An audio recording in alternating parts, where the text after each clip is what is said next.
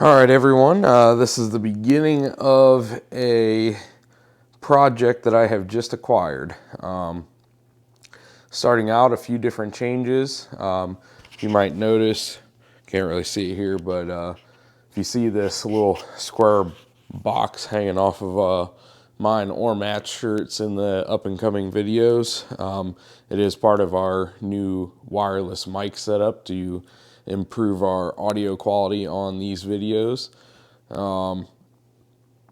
With that being said, I do plan on getting a lavalier style so that way I can just clip the transmitter onto my side and then run like a smaller mic that just clips on. But for now, for it to pick up the sound correctly without being all muffled, I have to kind of mount it to the outside of my shirt. So this is part of it's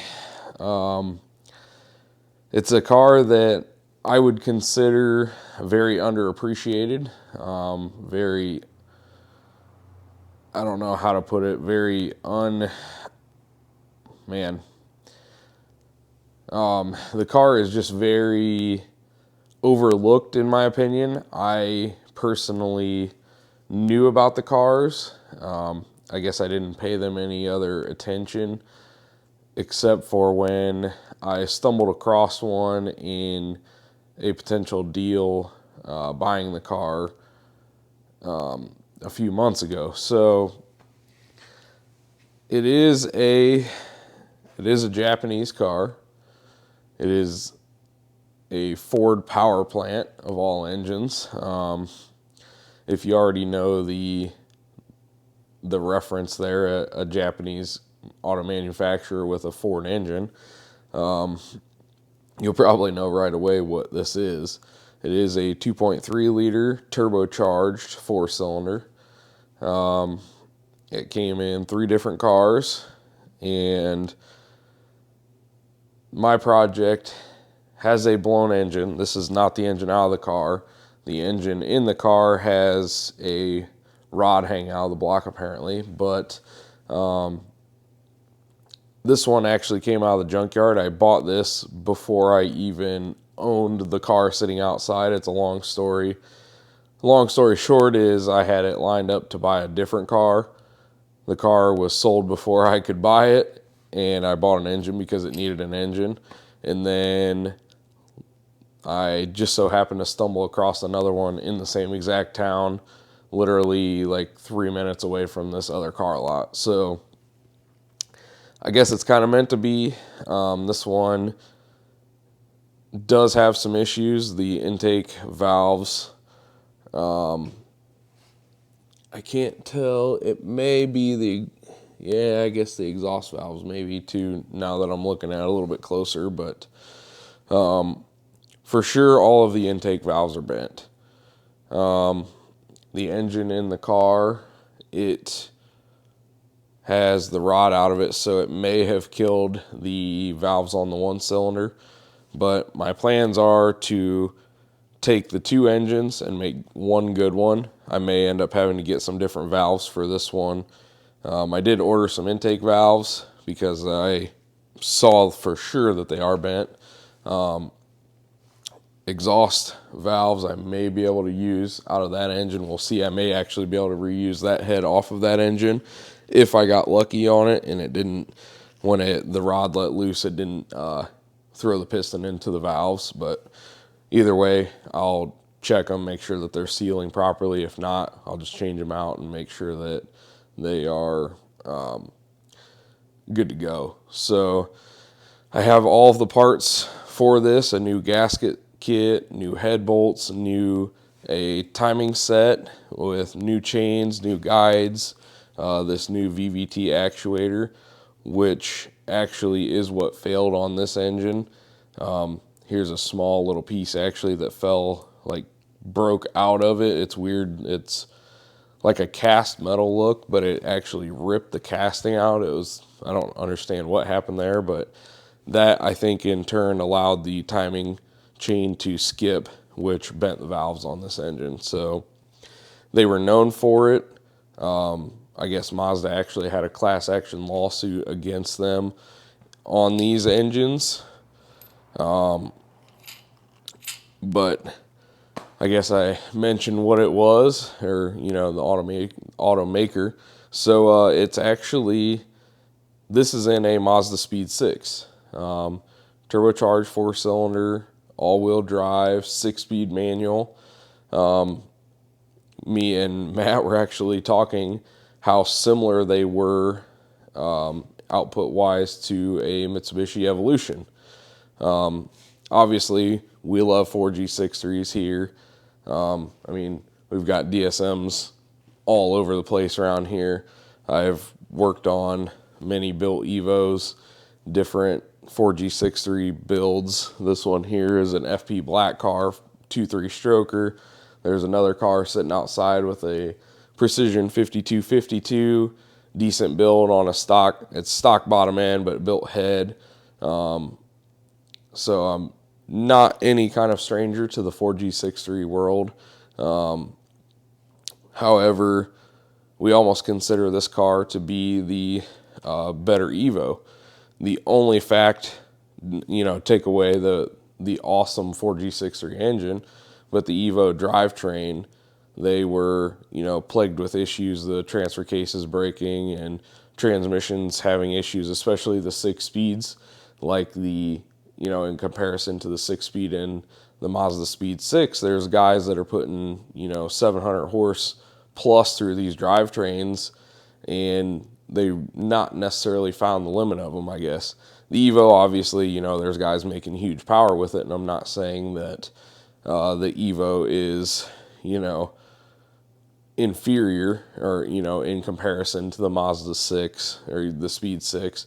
Just kind of, the Speed 6 has more luxury amenities, heated seats, and just kind of a more luxurious sleeper kind of car. The Evo is more of the rally heritage. It has the rally pretty much homologation, and obviously they're different, but they are very similar. So what we're saying in the means of a better Evo isn't that it's better than the Evo, but it's better in certain aspects compared to an Evo. My favorite aspect is it's kind of a sleeper. Doesn't have any crazy scoops, no crazy wing, pretty unassuming wheels. The body in general, if you're not in tune with these cars, you just think it's a normal like high school girl car or like a grandpa car or something like that. So at the same point in time, it's like you get all the benefits of the Evo and the tunability, because there is a lot of aftermarket stuff available for this. Even companies that build parts for the Evos, AMS, JM Fabrications, they offer stuff for these. So it's like, I don't know, I've never actually owned an Evo. I've worked on a lot of them, but it's kind of like the budget Evo, and that's another way, I guess, that it would be better than an Evo, because they carry that higher end price tag, which there's nothing wrong with that. But when I've got like 5 or 6 different projects going on, it's one of those things where me right now, I can't quite afford an Evo, but this car, buying it with a blown engine, the body's not necessarily rough, but it has rust issues. So kind of making it into a better than an Evo budget-wise, or better than an Evo essentially sleeper-wise.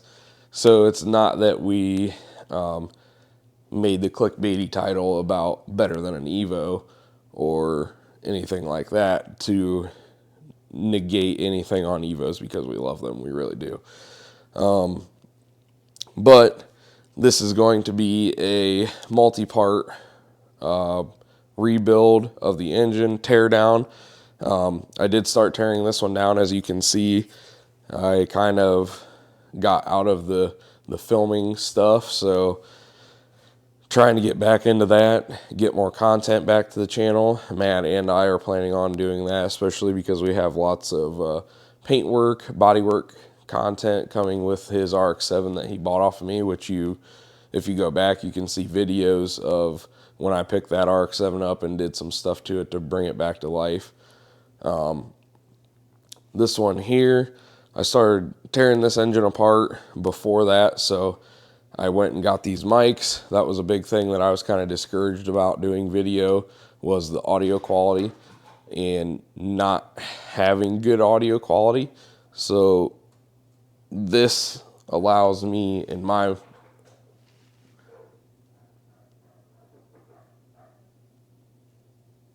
sounds like I've got some mice or something running around. But in my opinion, lost my train of thought.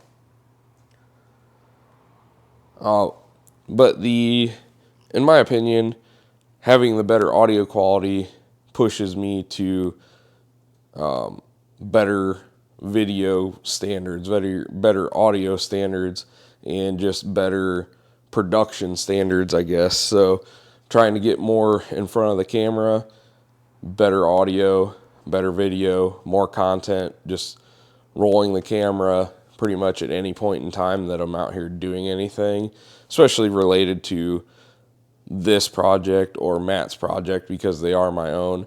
Not so much customer stuff, just because I try and get it in, get it out, get it done. Unless if it's something pertaining close to what I'm working on. So future videos coming up right away are going to pertain to the Mazda Speed 6 and the RX-7. Doing rust repair on the Speed 6. I did order the patch panels for the rear wheel arches as well when I bought everything for the engine. So first things on that, get it in,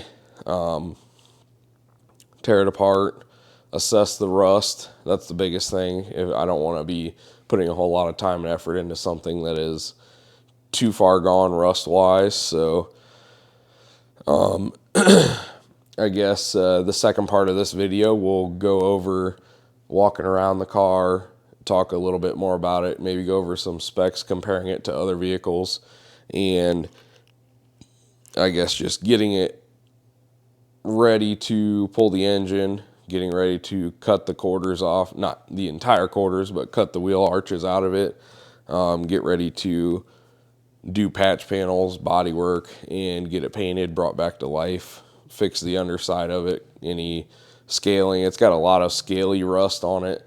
We're going to have that. I know my friend Casey that bought my red Talon from the very first video on the channel. We're going to be doing some underside restoration to that, possibly next weekend, so I might as well just be rolling the film on that. But other than that, I wanted to get this out here, kind of experiment with this. I did a short video actually earlier while I still had daylight, kind of standing in front of the car, but this was actually really muffled because I had it clipped a little bit different. Just one of those things where I'm kind of growing pains, learning, just trying to better the video quality. So with that being said, this is the 2.3 Dizzy that is subsequently a blown engine, I guess, bent valves, is going to be getting redone, not necessarily full rebuild, but definitely a cylinder head, make two engines out of one, get it back in the car, get the car running, then do rust repair, body work, get the car looking really nice. The wheels on the car are going back to the person that I bought the car off of, because they bought the wheels, or bought the car specifically for the wheels for their winter vehicle, to put winter tires on it, I guess, instead of swapping their tires back and forth on the same wheels. I do have a set of wheels over here. I'll actually grab one here real quick.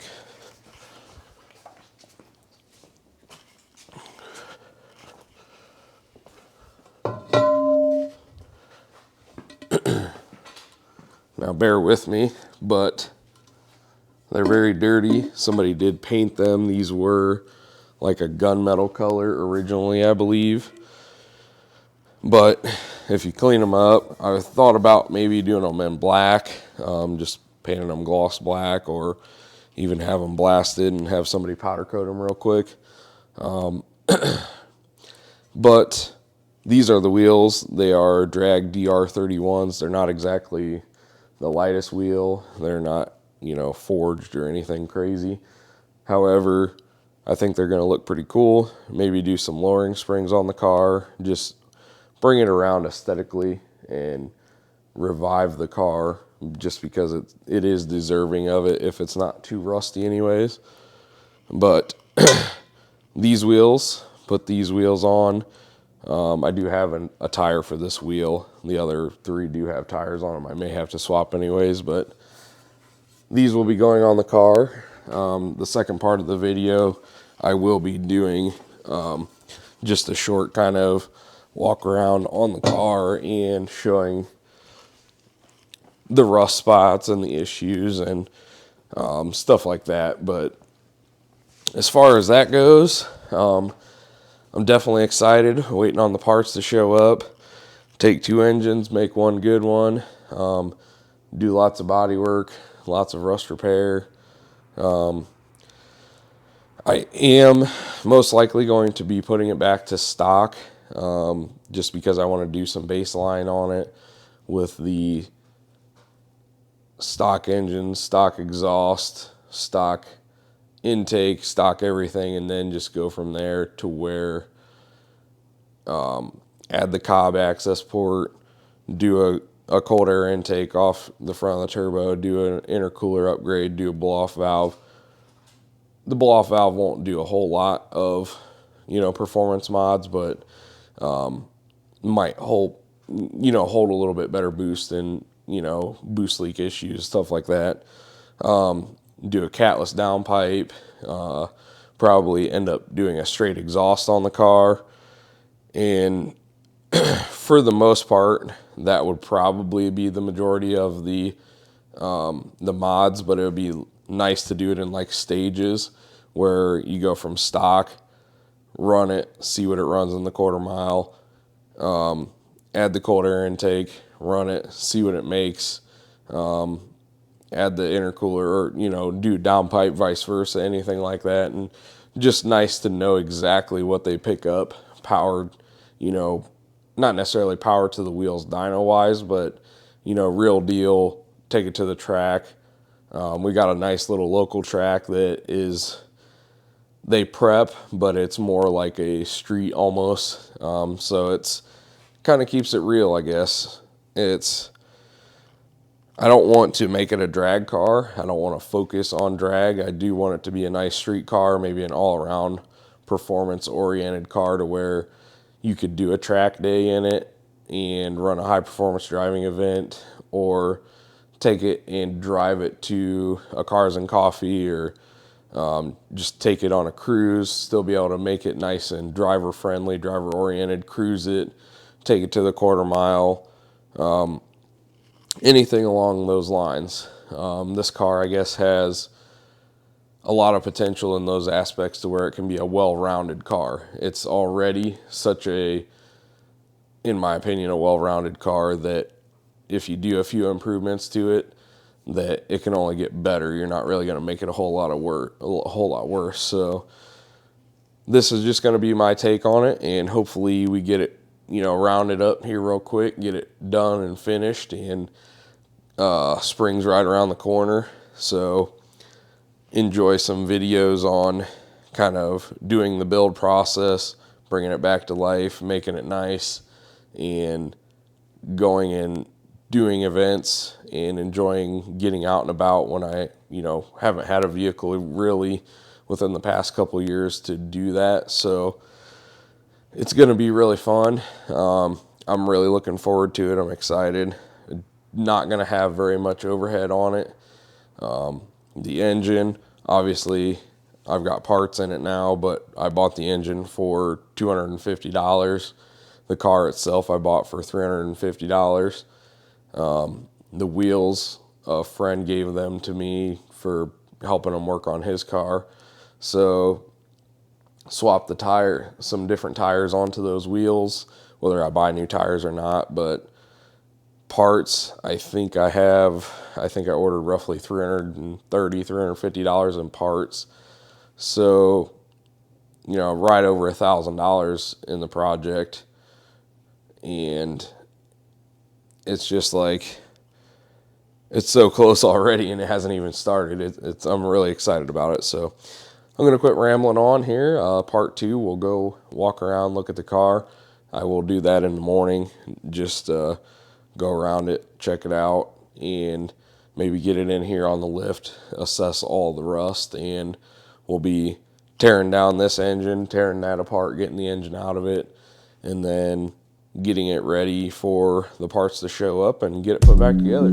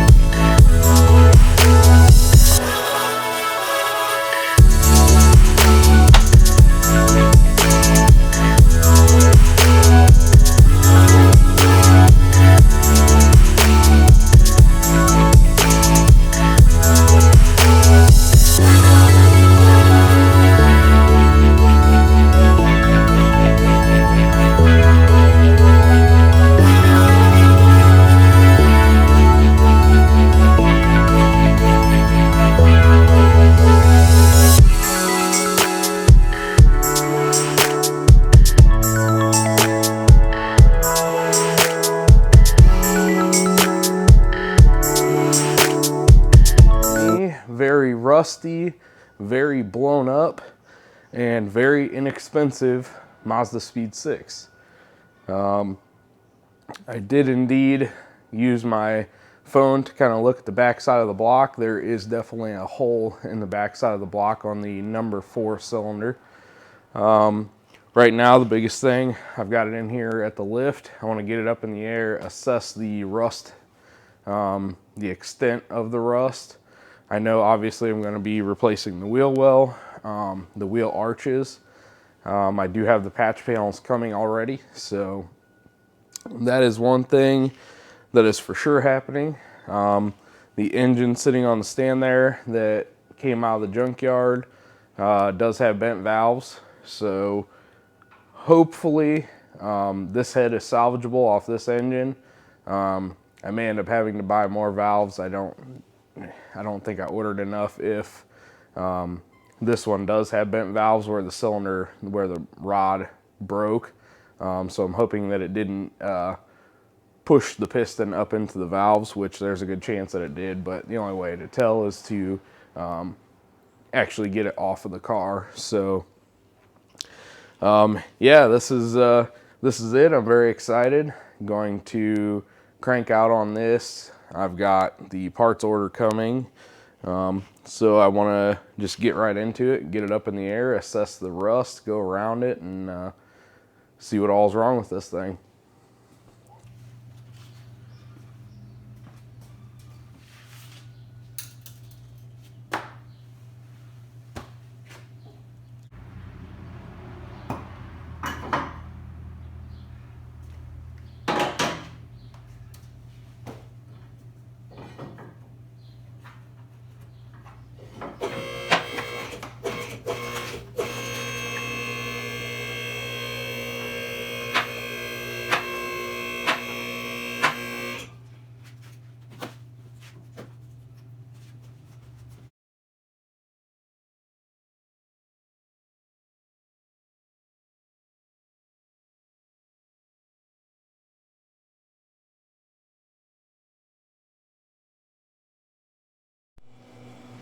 All right, got her up in the air here.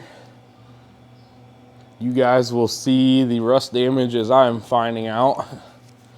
It's not sounding too promising the way that it crunched when it lifted up, so kind of bummed about that.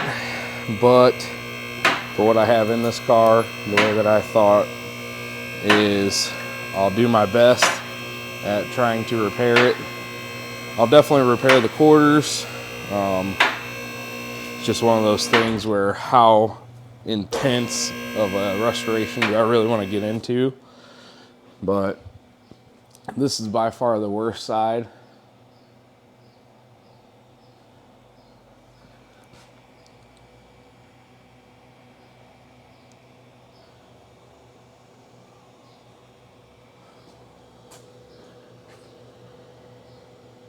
I mean, I've seen worse on DSMs, but this definitely isn't pretty.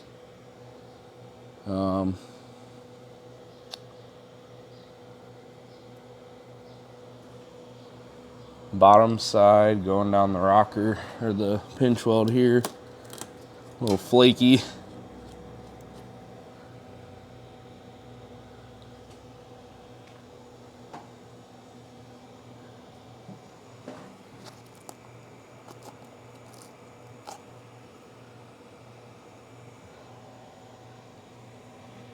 This poor car definitely must have been a northern United States car most of its life, because it's pretty crusty.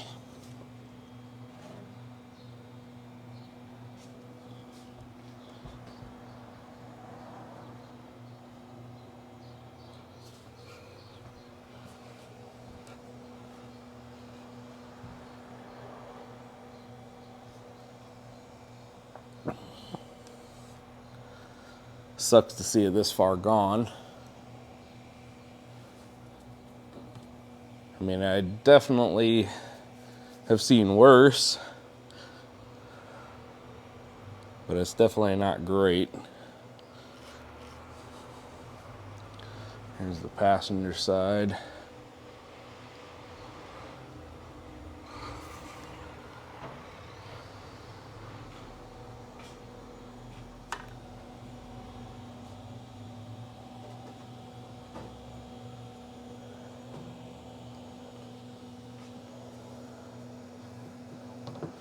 Go ahead and pull this belly pan off so I can show you guys the hole in the block.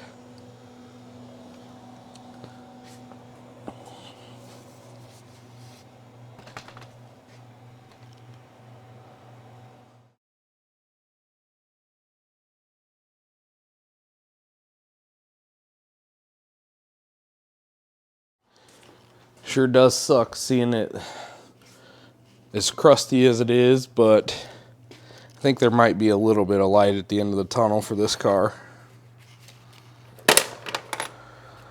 I don't think that I'm going to go all out on like a full restoration to like completely cut out the rust.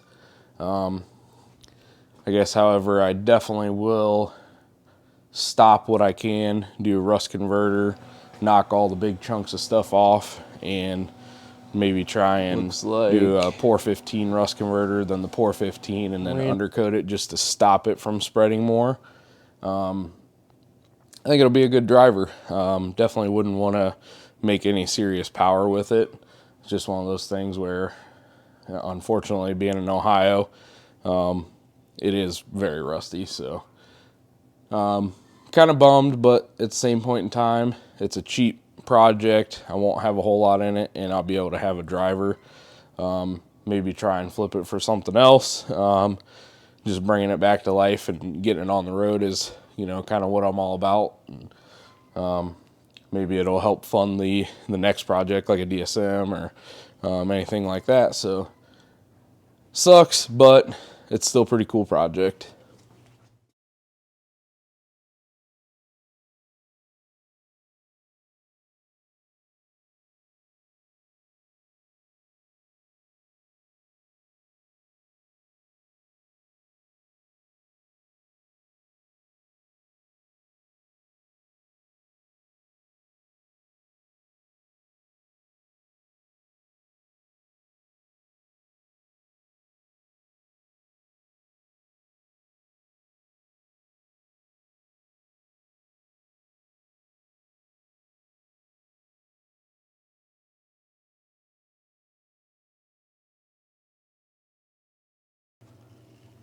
All right, on to pulling the belly pan.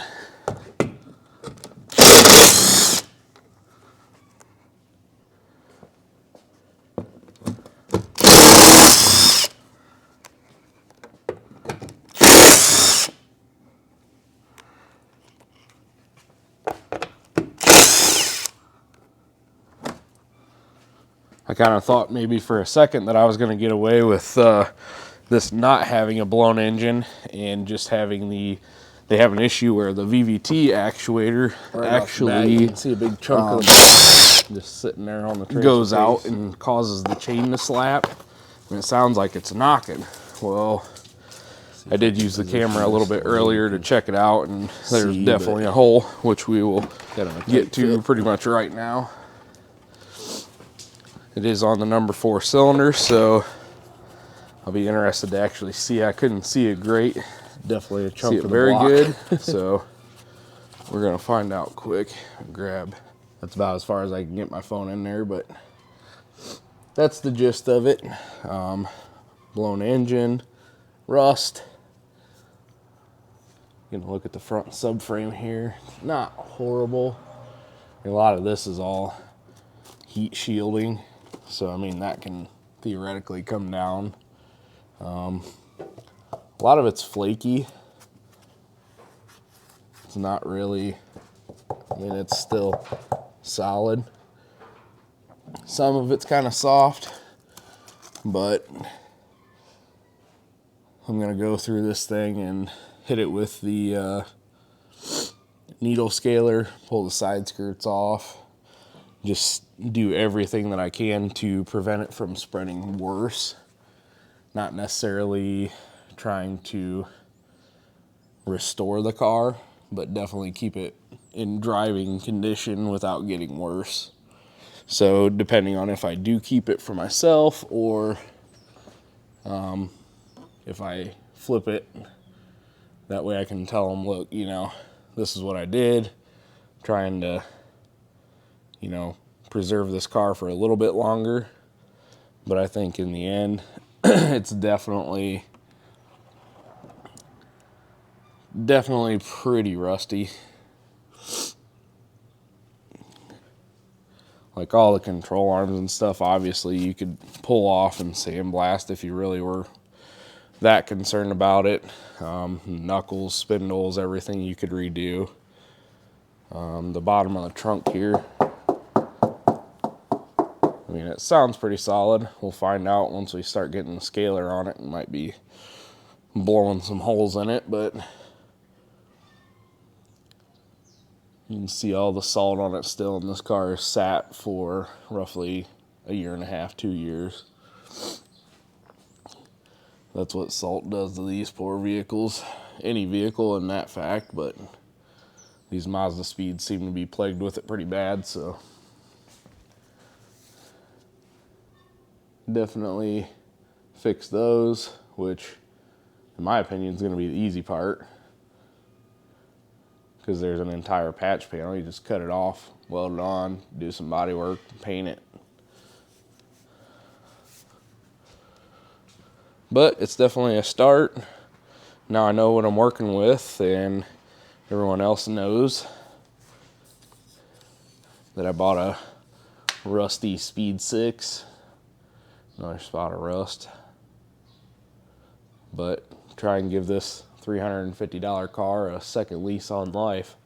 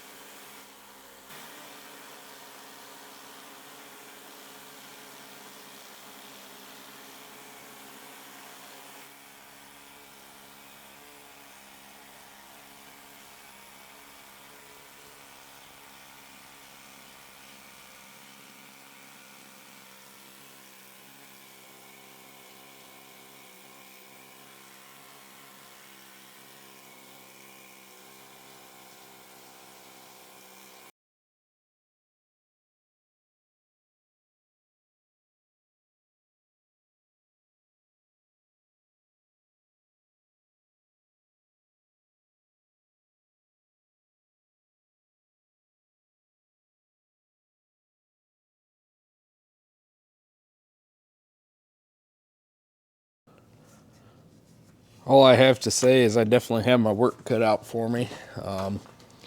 Just depends on how far I really want to get involved with this. I was thinking maybe kind of reconstruct this little area just using some like square tubing. Just box it in and make a good lift point again, just because of, I mean, it's rusted through, which wouldn't necessarily be a big deal. It's just, where do you draw the line on what you want to do? Spot there, what you were seeing me do was hit it with a needle scaler, which is right here. Essentially, it's like a air hammer that has needles on the end of it, like metal fingers, and it just kind of knocks all the rust scale off. But I mean, I went over this, there was no holes in that, but if you go up in here, and all that's all gone, which, I mean, I could reconstruct it. It's just one of those things, again, it's like, where do you draw the line? How far do you really want to go with it? I know this side's gonna be just as bad. I haven't even hit up in there, but the lift point here, you can see where somebody had already lifted and it's kind of crunched up. I kind of went to the next most solid spot, and it's still not very solid. But maybe kind of reconstruct this whole area with like a piece of like 2x4 channel, or 2x2 square tubing or something like that. Another really bad spot was up here. All that is just completely gone. I was hitting it and it was just crumbling. Again, it's all stuff that can be fixed, or at least, treated to where it's going to, I guess, prolong it as long as possible. Doing everything like this definitely doesn't hurt. It's just, again, making it to where you aren't going to drive yourself crazy just chasing never-ending rust. Obviously, the best thing to do on this type of situation would be just completely strip the car down and have it sandblasted, start over, or, find a parts car and just swap everything over. But I guess the biggest thing I wanted to just kind of show, if you have a car that's rusty or you pick it up for cheap and you just need a driver, that's kind of going to more be along the lines of what I want to do with this. Not necessarily to make a show car, not to make a drag car. Just take a car that is worthy of a little bit of rust repair and some love. Build the engine for it, not necessarily a built engine, but just rebuild the engine, or rebuild, two to make one. And then essentially just make it a good driver. And that's pretty much all I'm looking for. My wife has her Dart and I only have my truck, so I'm just looking for something that's, going to be able to be fun and kind of a little bit of a sleeper, but at the same point in time, that's still better on fuel mileage than my truck. So that's where we're at with this. Just going to keep plugging away. Kind of just to show, being from Ohio or any of the northern states where you have a lot of rust, or this is some things that you can kind of do.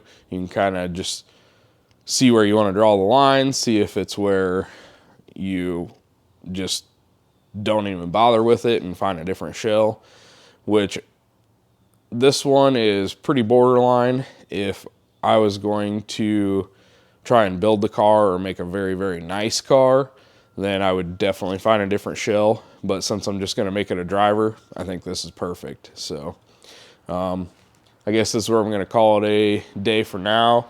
I got to move some other vehicles around, get a BMW in here, blast some intake valves.